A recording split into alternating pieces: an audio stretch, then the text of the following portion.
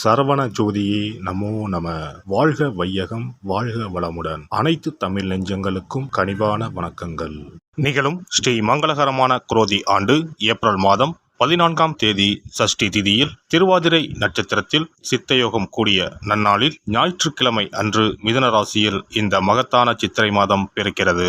இம்மாதம் கிரகநிலை என எடுத்துக்கொண்டால் மேசத்தில் சூரிய பகவானும் குரு பகவானும், கன்னியில் கேதுவும், கும்பத்தில் செவ்வாய் சனியும், மீனத்தில் 3 கிரகங்கள் அதாவது சுக்கிரன், புதன் மற்றும் ராகு பகவான் உள்ளனர். இம்மாத கிரகப்பெயர்ச்சி என எடுத்துக்கொண்டால் 22/4/2024 செவ்வாய் பகவான் கும்பத்தில் இருந்து மீனராசிக்கு இடப்பெயர்ச்சி அடைகிறார். 25/4/2024 சுக்கிர பகவான் மீனராசியில் இருந்து மேசராசிக்கு மாறுகிறார். 6/5/2024 அன்று புதன் பகவான் மீனராசியில் இருந்து மேசத்திற்கு இடப்பெயர்ச்சி அடைகிறார். 1/5/2024 அன்று குரு பகவான் மேசத்தில் இருந்து ரிஷபராசிக்கு மாறுகிறார். இம்மாத வாஸ்து நாள் சித்ரா பௌர்ணமியுடன் இணைந்து வருகிறது. இந்நாளில் வாசல் கால் நடுவது, புது வீடு கிரகப்பிரவேசம் செய்ய உகந்த நாள். பிறக்கப் போகும் இந்த சித்திரை உங்கள் வாழ்வில் நிம்மதியான நித்திரையை தரப்போகிறது. கடன் தொல்லை தீர்ந்து நிம்மதி பெருமூச்சு விடப்போகிறீர்கள். இனிமையும் கசப்பும் கலந்த மாதமாக இருந்தாலும் நன்மையே அதிக அளவில் நடைபெற வாய்ப்புள்ளது. இனி 12 ராசிகளில் உங்கள் ராசிக்கான பலன் என்ன என்பதனை பற்றி காண்போம். அதிகார தோரணையும் எடுத்த முடிவை மாற்றிக்கொள்ளாத கும்பராசி அன்பர்களே, இந்த மாதம் சின்ன விஷயத்திற்கு கூட கோபம் வரலாம். நிதானமாக இருப்பது நன்மை தரும். வேற்றுமொழி பேசும் நபரால் நன்மை உண்டாகும். புத்தி சாதுரியத்தால் எதையும் சமாளிப்பீர்கள். வீண் அலைச்சல் ஏற்படும். நீங்கள் நினைப்பதுபடி மற்றவர்கள் நடந்து கொள்ளாததால் டென்ஷன்கள் ஏற்படலாம். தொழில் வியாபாரம் தொடர்பான பயணங்கள், அதனால் அலைச்சல்கள் ஏற்படலாம். வியாபார விரிவாக்கம் தொடர்பான பணிகளில் இடையூறுகள் ஏற்படலாம். பழைய பாக்கிகள் வசூலில் தாமதமான நிலை காணப்படும். உத்தியோகத்தில் இருப்பவர்களுக்கு வேலை சுமை அதிகரிப்பதுடன் அலைச்சலும் உண்டாகும். அதனால் சோர்வும் ஏற்படும். குடும்பத்தில் இருந்த இறுக்கமான சூழ்நிலை நீங்கும். குடும்ப உறுப்பினர்கள் மூலம் வருமானம் வரும். சொன்ன சொல்லை எப்பாடுபட்டாவது காப்பாற்றுவீர்கள். ஒரு சில பணி காரணமாக வீட்டை விட்டு வெளியில் தங்க நேரலாம். கணவன் மனைவிக்கு இடையே இருந்த கருத்து வேற்றுமை நீங்கும். வீட்டிற்கு தேவையான பொருட்கள் வாங்குவது மூலமும் விருந்தினர் வருகையாலும் செலவுகள் உண்டாகலாம்.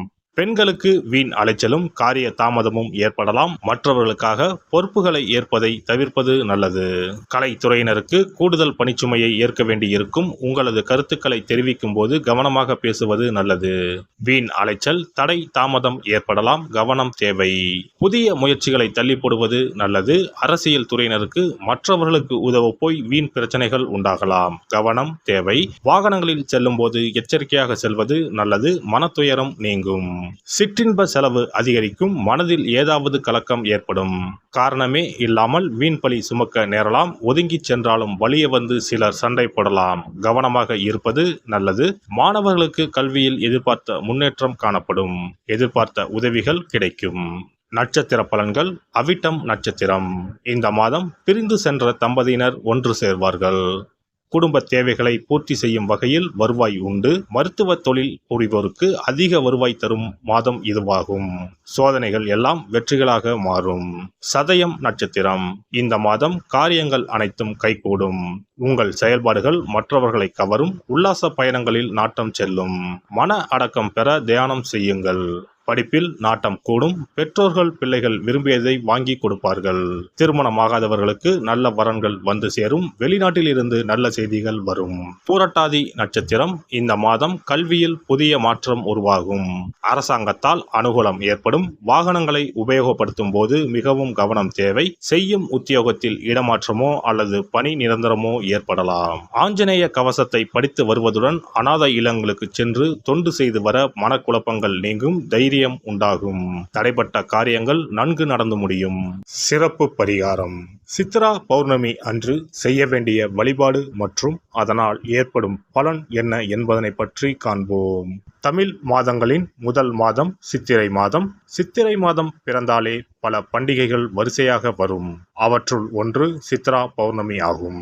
பௌர்ணமி என்றால் முழு நிலவு நாள், முழுமை பெற்ற நாள். ஒவ்வொரு மாதமும் பௌர்ணமி வரும் என்றாலும் சித்திரை மாதம் வரும் பௌர்ணமி சிறப்பு வாய்ந்தது. அன்றுதான் சித்ரா பௌர்ணமி என்று நாம் கொண்டாடுகிறோம். சித்ரா பௌர்ணமி அன்று சித்திரகுப்தன் வழிபாடு செய்வது மிகவும் சிறந்தது. சித்திரகுப்தன் யமதர்ம ராஜனின் கணக்காளர் ஆவார். அவர் நமது பாவ புண்ணிய கணக்குகளை ஏட்டில் எழுதி நாம் இறக்கும் தருவாயில் யமதர்மனிடம் அறிவிப்பார்.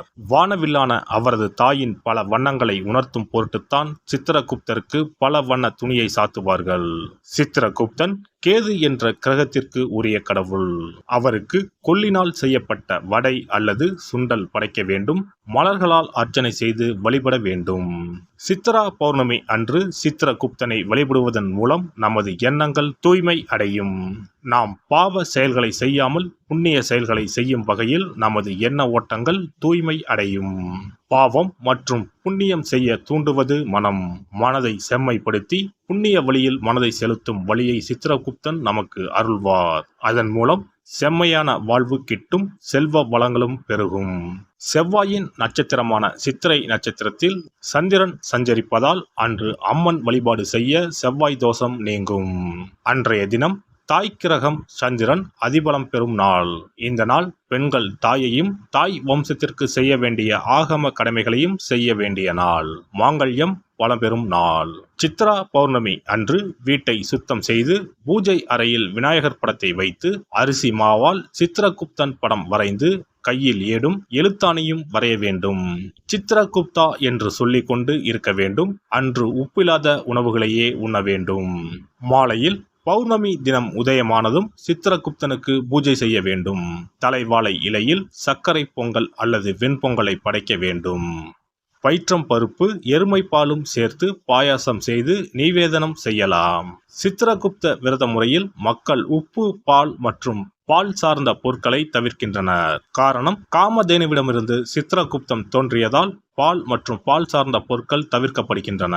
படையலுடன் எல்லா காய்கறிகளும் சேர்த்து கூட்டு நிவேதனம் படைக்க வேண்டும்.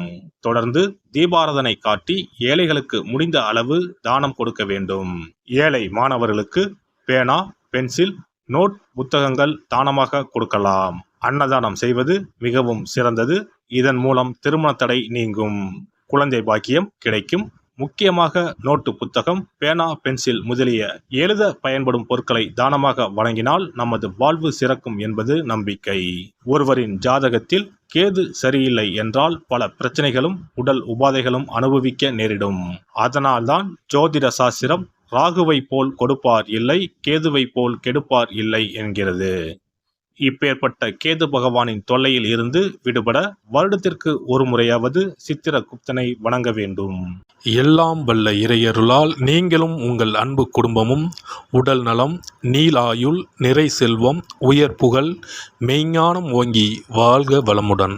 இந்த வீடியோ பதிவு உங்களுக்கு பிடித்திருந்தால் லைக் பண்ணுங்க, கமெண்ட் பண்ணுங்க, ஷேர் பண்ணுங்க. மறக்காம சப்ஸ்கிரைப் பண்ணுங்க. பக்கத்துல இருக்கிற பெல் பட்டனை கிளிக் பண்ணுங்க. நன்றி, வணக்கம். ஓம் நமச்சிவாய. சிவாய நம.